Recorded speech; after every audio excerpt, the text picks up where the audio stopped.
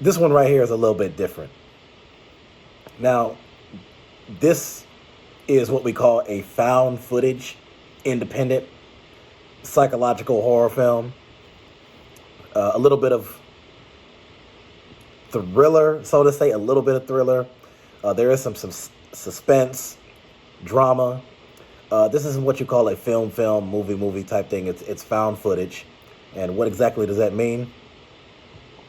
Found footage is a cinematic technique in which all or a substantial part of the work is presented as if it were discovered film or video recordings. The events on screen are typically seen through the camera of one or more of the characters involved, often accompanied by their real-time off-camera commentary. For added realism, the cinematography may be done by the actors themselves as they perform, and shaky camera work and naturalistic acting are routinely employed. The footage may be presented as if it were raw or complete, as if it had been edited into a narrative by those who found it. The most common use of the techniques is in horror films such as Incantation, Cannibal Holocaust, The Blair Witch Project, Paranormal Activity, Diary of the Dead, REC, Cloverfield, and Troll Hunter, where the footage is purported to be the only surviving record of the events, with the participants now missing or dead.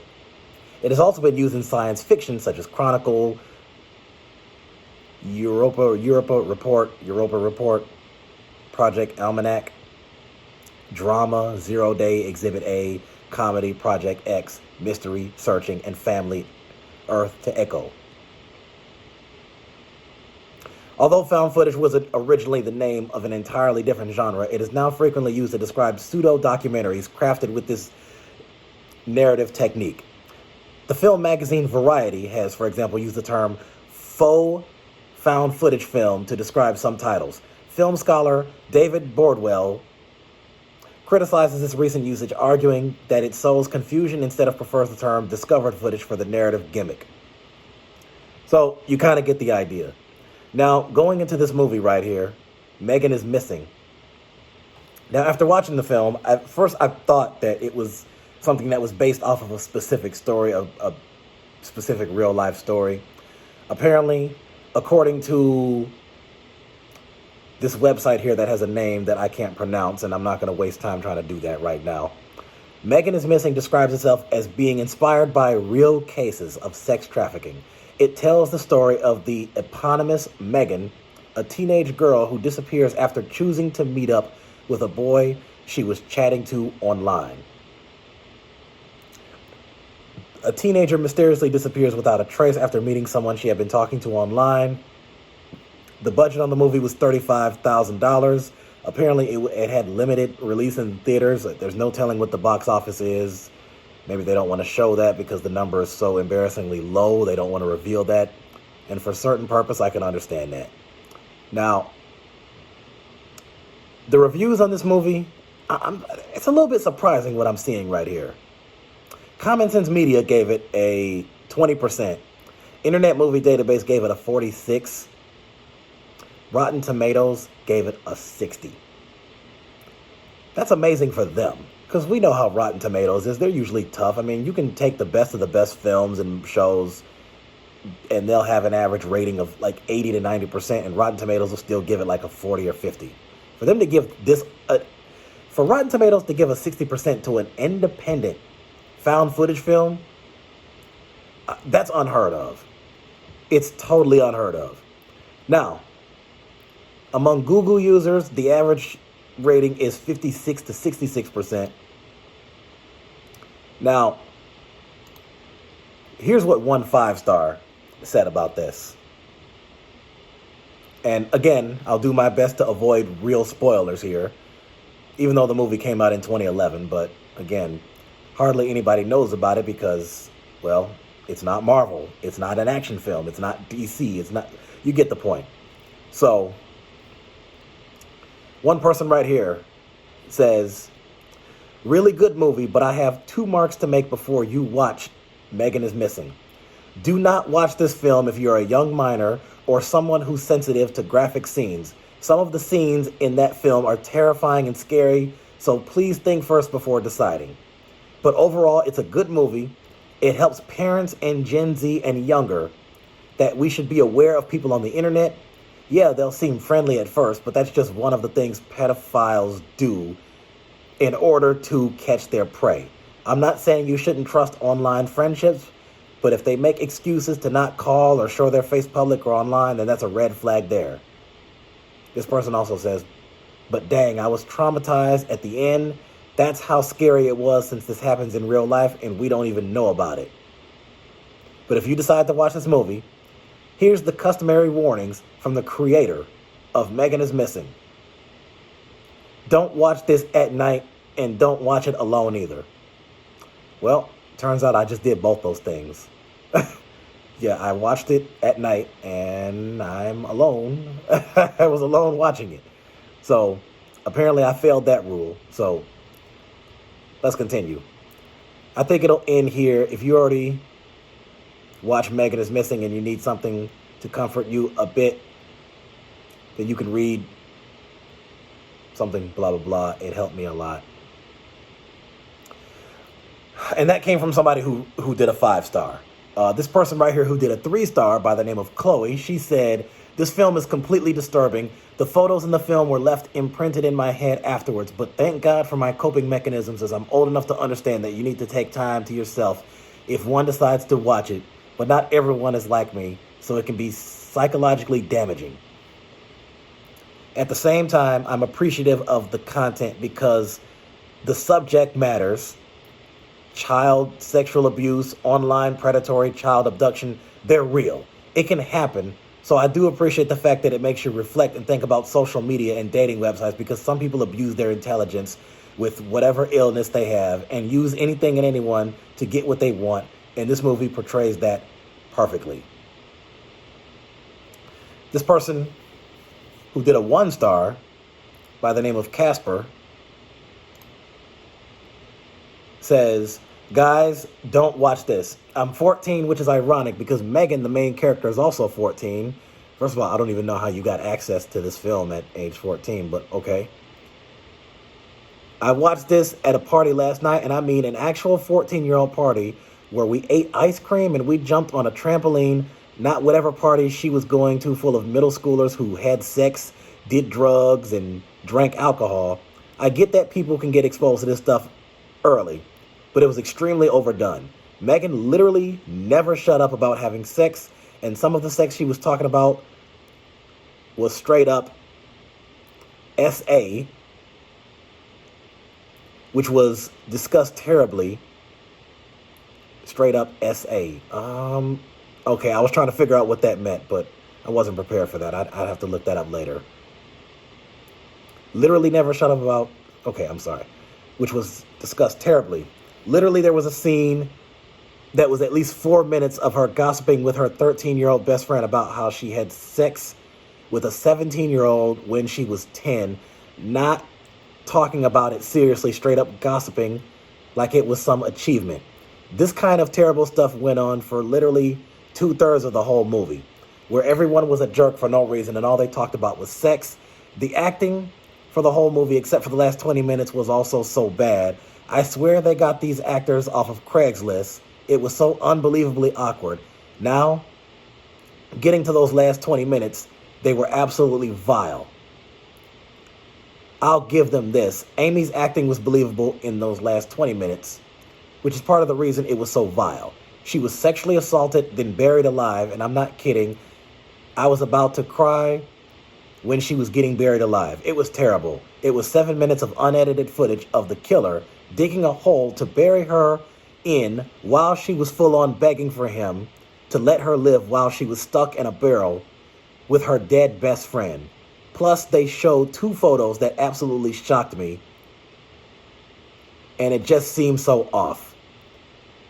The images, especially the one with Megan at the table where her body is shown to seem vile and perverse in a gross way. Please don't watch this movie, especially if you are 14 or younger like me. It's not traumatizing, at least for me, like some people have said, but it's definitely one of those things that you can't unsee and will stick in your head for a while.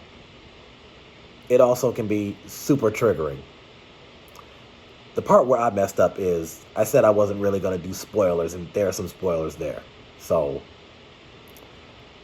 sorry about that. But then again, it's a 2011 movie. I mean, again, this was no box office hit.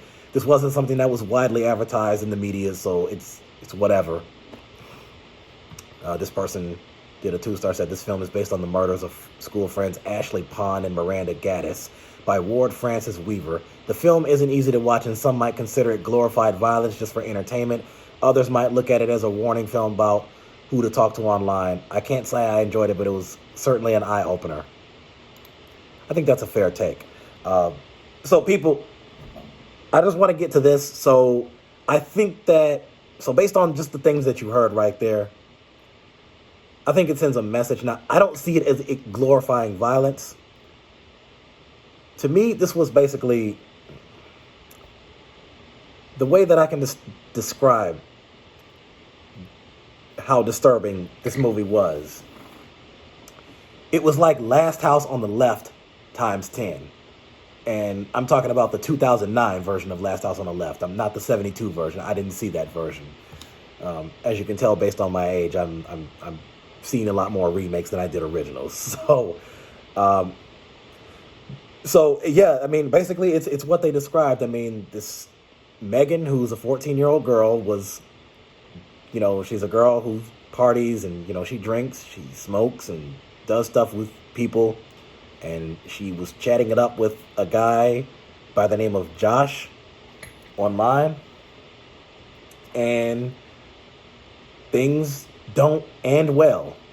So this one right here says, this is not a real footage film, as some have stated. Do your research before reviewing a film. The two are actresses Amber Perkins and Rachel Quinn, playing 13, 14-year-olds, were actually 19 and 22 at the time, and their parents were on set at all times. It's a good clear. Oh, and here's one I want to put right here. One woman here by the name of Rachel says, she gave it a 1-star. She says, if you are a victim of sexual assault, never watch this movie, ever. That's what I'm thinking too. That's what I'm thinking. By the way, anybody who's watching this video, you're free to stop watching it any time you want, because again, I'm just covering this because, I mean, this is what I do. I cover things that I watch, movies, shows, documentaries, video games, politics, you know, the whole like. I mean, people, you know me by now, so you know I cover this type of stuff. She said, it's very disturbing to me that many people reviewing this movie are giving it 5 stars because it's spreading awareness. There is a way to spread awareness without shoving pedophilic torture porn fodder onto other people with inadequate warning. There is no reason for a whole 1/3 of a film's running time to be dedicated strictly to the torture and rape of a 14-year-old girl who is portrayed by an actress under the age of 18. Honestly, without the last 30 or so minutes, I would have given this 5 stars. It gave the fear, the awareness, the gut-sinking feeling that comes from realizing this stuff happens in real life. There was absolutely nothing gained for me by the ending concept. True disgust for the director-writer that dedicated so much time to the last scenes rather than build on what could have been a great movie with a terrifying message. You know, and it's hard for me to really disagree with that too. It's... And by the way, I think she said the 14-year-old girl who is portrayed by an actress under the age of 18.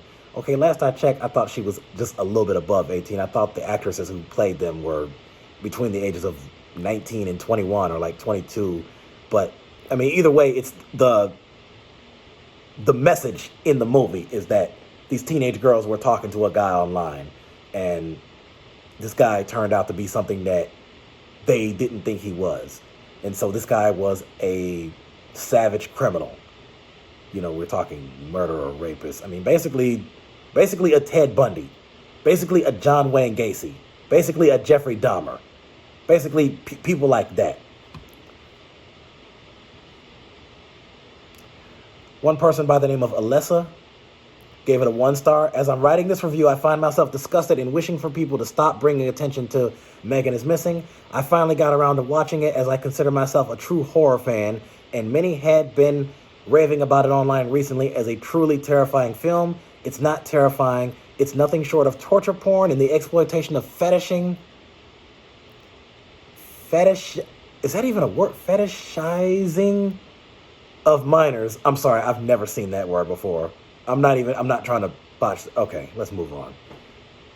And the fetish of minors and disguising itself as an educational film. The girls in the film at the time filming were 16, playing 14-year-olds. The film is poorly written, has almost no plot, only for the last 20 minutes to be nothing but torture porn and unnecessary disturbing imagery involving sexualizing, sexual assault, and murder. I can even say that this is worse than a Siberian film when it comes to the graphic assaults. As a sexual assault survivor, I knew what I was getting into. I researched it before watching it, like I do with most movies that have similar themes. By the way, this movie was filmed strictly for predators to get off to. Was advertised as why you shouldn't meet people online and was supposed to show what could happen to you as a victim. The movie had so much to offer, so much more to offer. All I learned from it was that it's disgusting. The director and the writer were horrible people catering to pedophilia, and the only type of person who could sit through that movie and not feel uncomfortable would have to be a rapist themselves. Do not buy or contribute anything to Megan is Missing.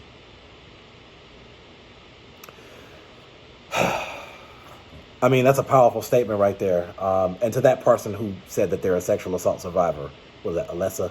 So, very sorry that happened to you.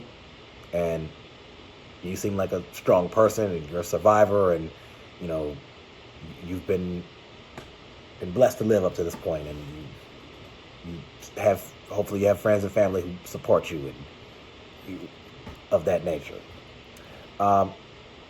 I think that, and see, the thing about it is, a lot of it, again, they've already said it best. A lot of the imagery was disturbing. And this is coming from somebody who watches a lot of crime shows. And I talk about crime shows in this show all the time. SVU, Criminal Minds, The Following, some of the darkest shows out there. But this one right here, this was just something a little bit different. So you know what? I think I'm going to stop it right here. I'm trying to catch to see, was there anything else in here? Let's go over, actually, no, I'm sorry, one more. Let me go over Common Sense Media right quick. This is one of my favorite websites because it's good at breaking down shows and movies as far as like positive messages, role models, violence, scariness, all that type of stuff. The question is, were there any positive messages in the movie? According to Common Sense Media, 1 out of 5, it says very little. On the surface, not many positive messages here, but it does focus on the importance of keeping children and teens safe from predators on the internet.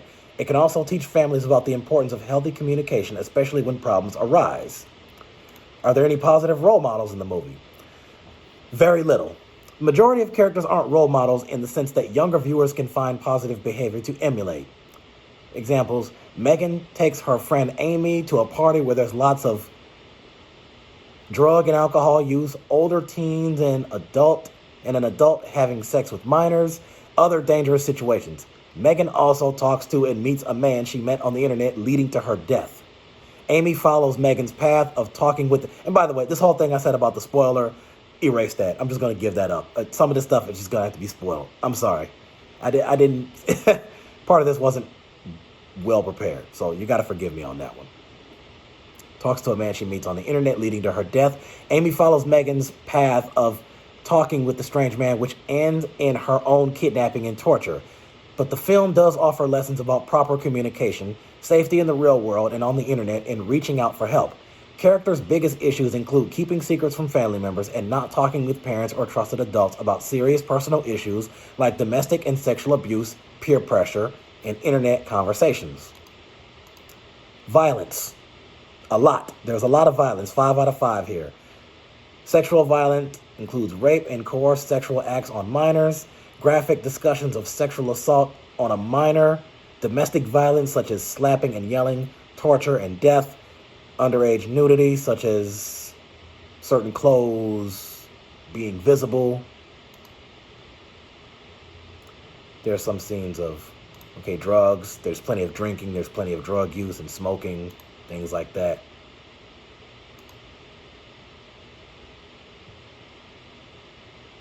Parents need to know that Megan is Missing is a found footage horror film that's presented as being based on real events, but is actually fictionalized.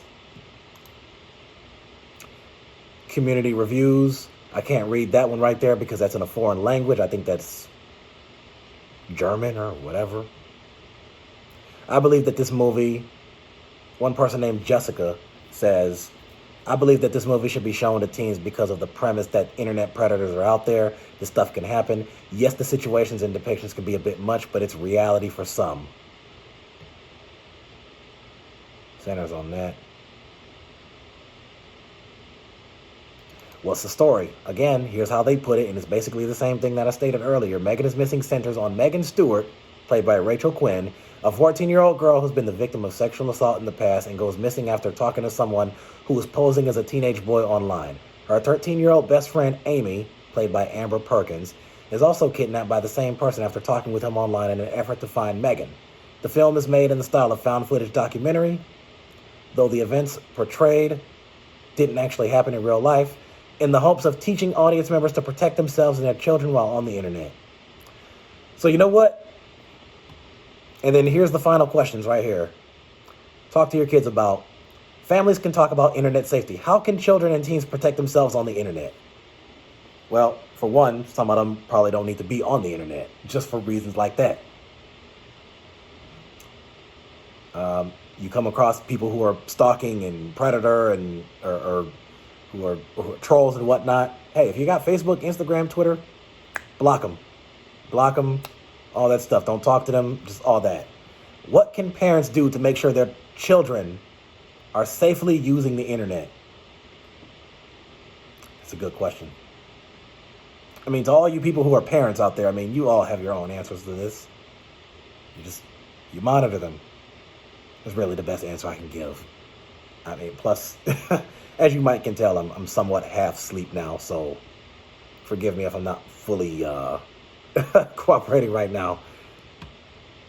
What are the warning signs to look out for when interacting with someone on the internet? Well, as pointed out earlier, there's signs of, number one, if the person is not willing to, call or exchange pictures or meet up in public or show their face anywhere. If they don't have any pictures of themselves there, I mean, those are red flags right there. How does the violence in this movie compare to what you might see in an action movie or even a slasher horror film? Do different types of media violence have different impacts? How can I answer that one? When I think of slasher horror films, I think of the ones that I always talk about in this show. And as I always mention, Jason, Freddy, Halloween, Ghostface, Texas Chainsaw, and Chucky, stuff like that. When I think about that type of violence, it's those forms of what they tell me in those movies is you can't trust anybody. And of course, there's other obvious things. Don't go into the forest, all that mess. But do I think that it's different? Do different types of media violence have different impacts? There's a part of me that kind of thinks yes, but the difference with a lot of those slasher ones is a lot of it really doesn't deal with some of the later movies probably dealt with internet stalkers, but some of the early ones didn't. Did the movie style make you think that it was about real events? Actually, yes, it did. That's exactly what it made me think. Going into this movie, that's exactly what I thought. And then reading about it a little bit more afterwards, I realized that it was fictionalized, but it is realistic because they're right. That type of stuff can happen. Unfortunately, it does happen. You do have internet predators and trolls and people who stalk and go after kids and whatnot. So yeah, that is real, unfortunately. Did that affect the impact it had on you? How can media contribute to manipulating what we think is real versus fake? Wow. Those are the type of questions that you got to think about. And like I said, to people, there's a part of me that thinks that, I would say, teen girls and should really see, I would say teenagers in general and young adults, almost anybody I would say who's of age really should watch this just to kind of get an idea of how sick and twisted and evil this world can be. But I think especially teenagers between the ages of 13 and 16, 13 to 17 even. You know, if you can handle that type of stuff, check it out. It's probably worth a watch once. This movie is available to watch on, so you can buy and rent it on YouTube and Vudu. And I think I've said enough about this. And I'll put the link to the trailer in the comment section below. This video was a little bit longer than I intended it to be, but to those of you that watched it all the way through, thank you very much. Like and subscribe, and I'll get back to talking about other things that are much less cringy. And I hope that YouTube does not flag me for this one. I hope I don't get in trouble for this one, because, again, I'm just telling you what a movie's about. So I'll get back to talking about the other stuff pretty soon. I'll go back to Scream and Law & Order and video games and the comedians, all that other stuff. All the fun stuff. So, again, thanks for watching this, and check it out. And, again, if you can't handle that stuff, I suggest you don't watch it. At the end of the day, the choice is yours.